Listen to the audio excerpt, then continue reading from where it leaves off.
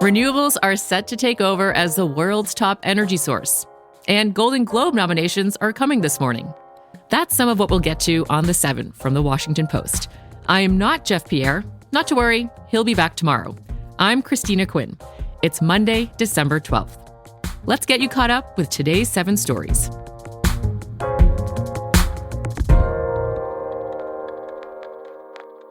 At number 1 is a Washington Post exclusive investigation that shows Mexican cartels are fueling the U.S. fentanyl crisis.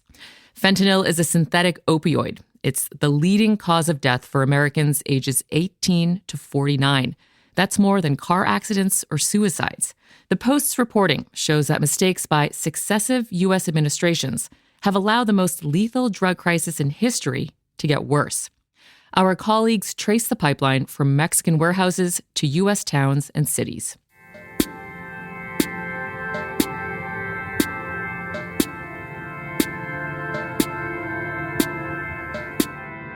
Number 2.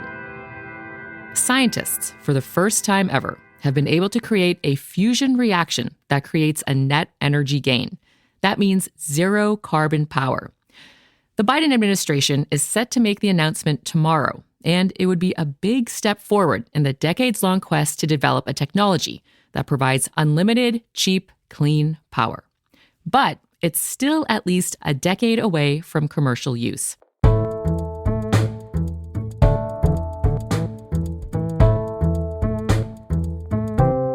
Number 3.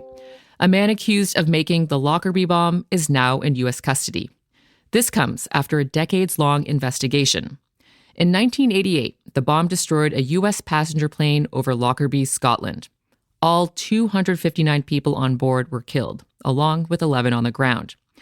Authorities say former Libyan intelligence officer Abu Aghela Masoud Kir al-Marimi will face prosecution in Washington, D.C. for the Terrorist Act.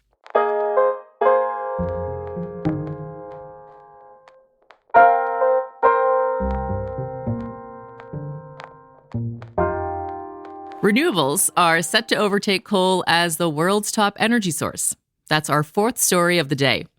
According to a new forecast, renewables will overtake coal as early as 2025.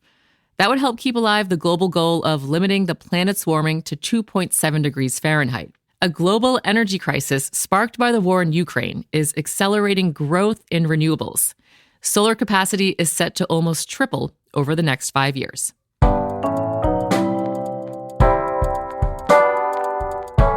Number 5. NASA completed a key step toward returning to the moon.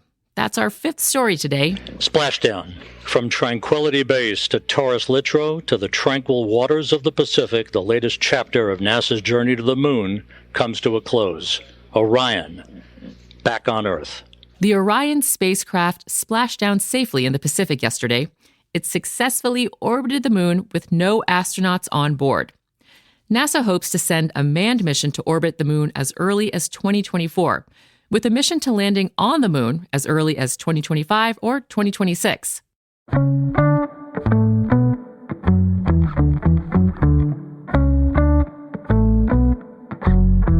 Number 6. The World Cup semifinals are set. Over the weekend, it's official! An African breakthrough!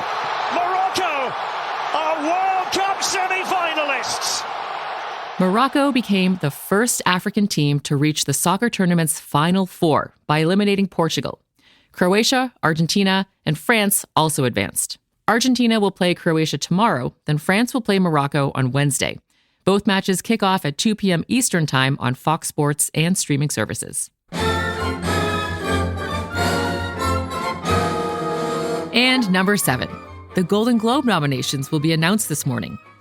The annual awards show will be back on NBC after making some changes.